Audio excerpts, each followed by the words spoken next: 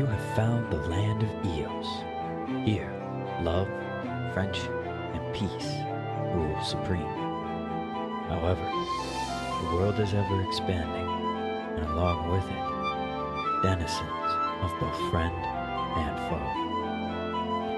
Things are not always as they seem here. Finding their own strengths and courage within one another is the only way the Guardians can survive. Take a listen, friend. Here are the Center Chronicles.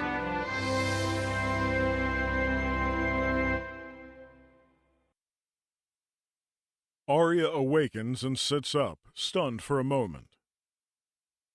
That definitely wasn't in the books. Let's see. Arya thinks of the memory she held so dear of Eclipse, and while the feeling of fondness remains, the grief she held, missing him, wanting his company, the sense of being robbed of him, is gone. That's what I wanted, right? Right. Okay, company. Arya rises from the floor and busies herself preparing for company. Above, in the celestial realm, Eclipse watches the form before him, utterly baffled. Arya? Hi, Clipsy.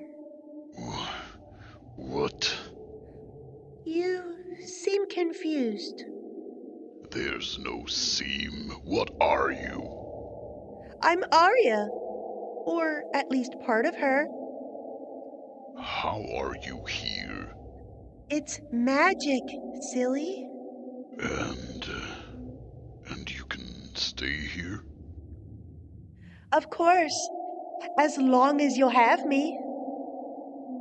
I don't have to be here by myself anymore. You'll stay with me? That's the plan. Are there any rainforests around here? Of course. I'm too big these days to run between the raindrops, but I'm sure we can think of new games.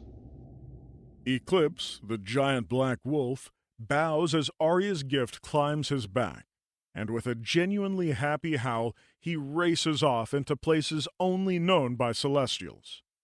Logic had bounced back from surgery incredibly quickly.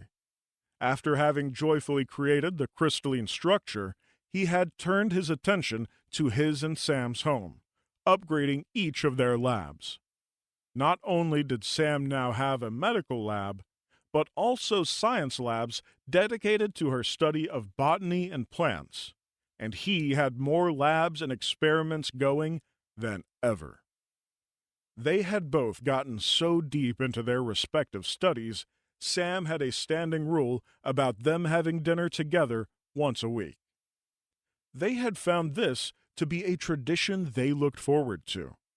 They could have scholarly discussion, get ideas on experiments, and also bond with one another.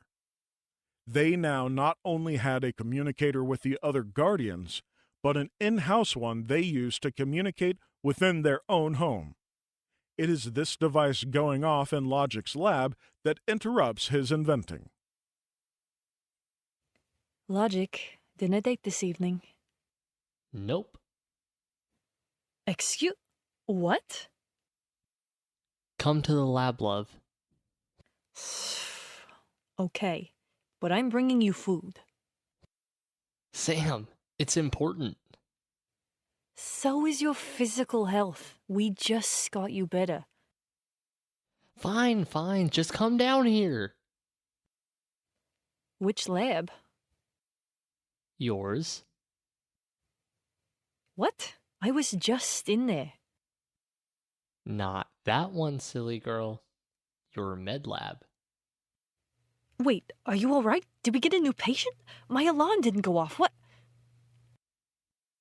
Sam, you make it so difficult to surprise you. Oh, okay. Alright, I'm on my way. But I am grabbing a snack. Sam grabs them both a snack and is met at the doorway of her lab by Logic, with a blindfold in his paw. What's all this? A surprise. Here, put this on. Well, actually, let me help. I don't want you cheating or anything. Me? I would never. Just the same. There. Can you see me? Hey, you sneak. Keep it on, please. Okay. I can see this is important to you. Now take my hand. There you go. Can I borrow this? Darling, are you pointing at something? Right. Duh. Okay, Sam. I'm just gonna borrow the Queen's gift. Just for now, okay? Oh, okay. Just sit here, and I'm gonna put something over your ears. What are you doing? Sam, please. You were able to heal me and unblock. Cell did. You helped. You diagnosed. You pushed. And you unblocked a clot in my magic. She performed part of it, but it wouldn't have happened without you. So please, I think I can use my magic. On me? Indirectly. Okay, I trust you. Logic places some headphones over Sam's head and settles her into a new medical bay. He plays music through her headphones, and after a few songs, Logic removes them. Okay. Take a deep breath for me. Tell me, are you able to feel this? Logic takes his paw and runs it along her side, feeling her tense up as his touch lingers close to her amputation, and her breath catches as he continues on to a new tale. What are you... Wait, how did you... What did you do? We fixed it. Tears slide down from under the blindfold. You what? Sam, I am whole now because of the work you do. It's only fair I get to return the favor. From a scientific perspective, I looked at what you did with the vine for Cell's Forest, the accelerated regrowth. Your rattle, if for some reason gets crushed, it will grow back. It always will. There were trace elements of the powder Hale made with it that was on the door. Door? Oh, ew, he was serious. When Forza said there was a carcass on my door. Yes, but it doesn't matter. We made you a pretty new tale, love. Look. Can I take the blindfold off? Oh, yeah. Unless you've been cheating, of course. Sam takes the blindfold off and looks down at her newly reformed tail, complete with the Technicolor rattle at its end. How? Hale was right. He just didn't understand what he had in front of him. Nor did anyone else have the time, energy, or crayon to spell it out. Logic, don't even waste another minute being mad at him. It's done and he's gone. It doesn't matter. Thank you doesn't seem enough for this. I understand the feeling. Now, about dinner. Forget dinner. Let's go dance. Well, why not both? Okay, both is good. The two proceed to have a wonderful evening of food, dancing, and enjoying one another's company. Experiments lay dormant, if only for the night. When Arya awakens the next day, she feels relatively normal. Slightly cold, which was unusual, but she ignored it and went about her morning. Arya, Portal, Ace, and Raelle had plans to go for a day trip. Arya didn't mind the idea in theory, but she was more interested in spending time with Raelle. She's late. I'm sure she's on her way. Can't we just go? She knows where we're headed. Maybe she can meet us there. Maybe you can wait another 5 minutes. Always wait. Fucking why? Because you were super impatient.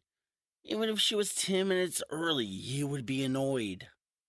In his defense, he waited a long time to find you. Great. I'm here now, and he can still wait. Oh, jeez. Sorry I'm late. I accidentally overslept. No worries, Ari. Angry squeaking from Raelle's pockets informs Arya that she was far later than she meant to be. I really am sorry. I must have overslept a lot more than I thought. No worries. Contrary to popular belief, we are not actually on a schedule. I think Sunrise has just been hanging around Portal a lot. Well, I mean, we can move out. I saw it. No need to jump the gun. We're fine. But can we go? Yeah, of course. As they shift into their various animal forms, Sunrise jumps away from Raelle and nestles herself onto the top of Ace's head. That where you want to fly, little one? A small squeak of affirmation brings a smile clear to Ace's eyes. Yeah, let's go. He and Raelle take off at blinding speeds, while Ace, with her delicate passenger, chooses to glide along, enjoying the feel of the updrafts. They play a game where Ace tosses her up, and Sunrise opens her tiny paws and rockets off in a different direction. Then Ace gives chase. Arya finds herself in the middle of both pairs, but enjoys the flight, occasionally catching up to Raelle and Portal, dive-bombing them playfully. It's the unmistakable sound of Ace's cry that stops everyone mid-air. Love, I'm coming. I'm fine. I just caught a weird air drift. The tree is worse off. I'm fine, I promise. Sunrise, you okay? Ace is rewarded with an angry noise above her head from Sunrise as the small creature moves further down the tree and onto Raelle, tucking herself inside his wing and grooming her head, removing twigs and leaves. I'm sorry, sweetheart. You have every right to be mad at me. Please know I would never allow harm to befall you on purpose. Are you okay? No, fucked up feathers or anything like that? It's a scratch. I'm fine. Come on, we are almost at our halfway point where we can stop and eat some food. You sure? Yeah, hon, I'm fine. It just surprised me. Well, lead on, Portal. Raelle? Ari, why don't you fly with me? That way Portal can fuss over Ace. Yeah, but you know he's going to anyway. Come on, Ari. There's some cool rock formations over here. Neat! Let's go check it out. As the group takes off once more, Portal does indeed keep a vigilant eye on Ace to make sure she's flying okay, while Raelle engages Arya in conversation. Arya, forgive the, bluntness? But are you sure you're okay lately? Since last night, you have traces of magic on you. No idea what you mean. I'm doing great. Never better. Okay. Hey, I used the glass you gave me, the one with the eclipse memories imbued. I wanted to thank you. It seems like you meant a lot to him.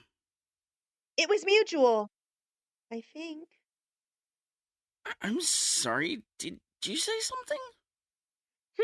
Oh, just that it was mutual. Have you figured out your past yet? No, but it feels as though it really is tied in with Eclipse. Interesting. I wonder how you two are connected. I'm not sure, and I'm not sure who to ask. But since you were closest to him, it seemed only fair that I could ask you. Well, I mean, can't you ask him? No, I remember you mentioned him pulling up people to the celestial plane, but anytime I reach out to him, he never gives me answers. Hmm. Maybe it's because of this connection you have. Well, you and he had a connection too. Ah, I'm fairly sure it's not the same. How can you know for sure? You know, you're right. Unfortunately, I just don't know the specifics very well. Maybe Logic and Sam have some books about it. Wow, is that the rock formations you were talking about? Yeah, aren't they pretty? It's breathtaking. I wonder why I haven't seen them before. Well, have you ever flown out this far? Maybe? I admit, when I'm out flying these days, the scenery is kind of secondary. You really miss him, huh? Look, there's more to me than just an old relationship with Eclipse. I cannot begin to express the intensity of a straight emotion just smacking you out of nowhere, flying along, and then all of a sudden, wham! You're beside yourself, worried or angry, distraught, or whatever. Eclipse was important, but I'm my own person. Oh, no, I didn't mean to sound like that. Well, it's what you sound like. I'm sorry. I am a rather terrible conversationalist, and the only ones currently keeping me constant company aren't fabulous at it either. Do you want to move out? I love Portal and Ace. I understand that Portal is very concerned that I will walk out and not come back, but if I don't get out of that house soon, I may lose my mind. I can't imagine. But where would you go? I'm not sure, honestly. Not far. Just not in their guest room, you know? Plus, Portal is always picking on Sunny, too. Has she bit him yet? No, but it's overdue. She's adorable, but she's spicy.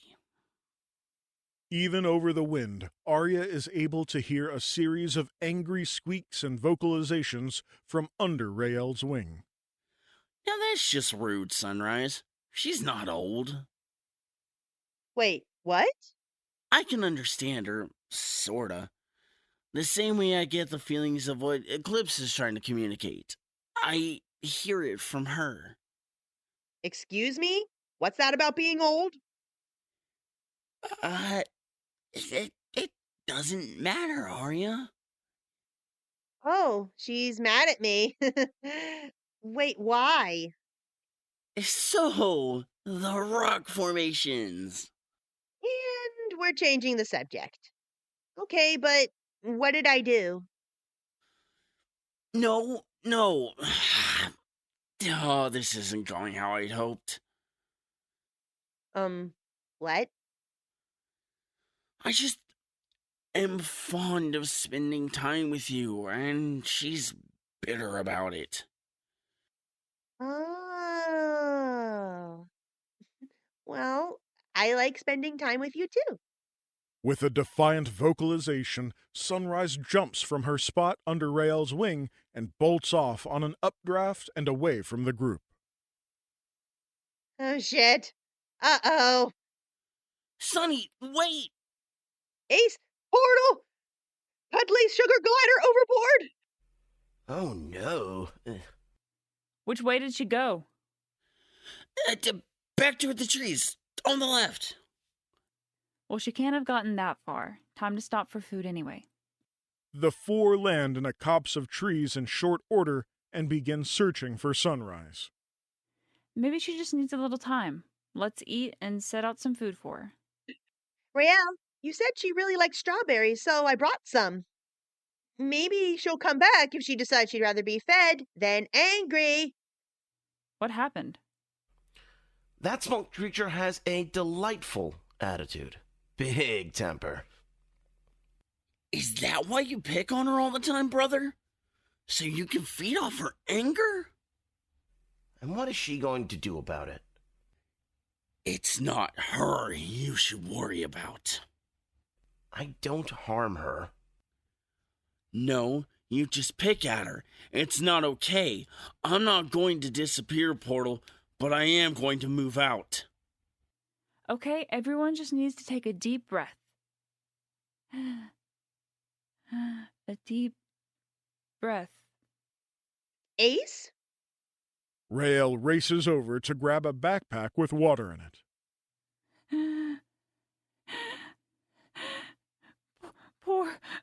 Portal?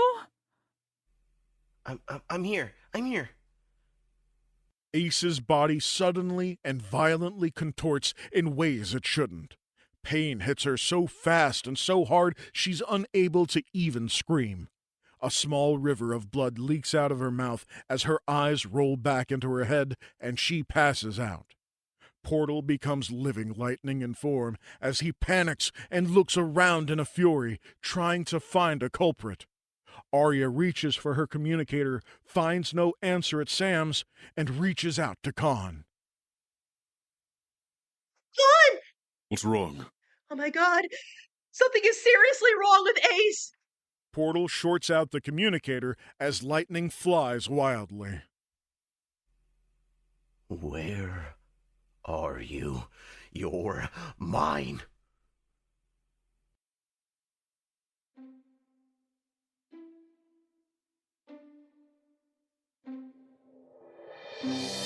The Center Chronicles is a Land of Eos production written by LB with music and audio engineering by Jacob Howard and sound effects by Archangel Studios.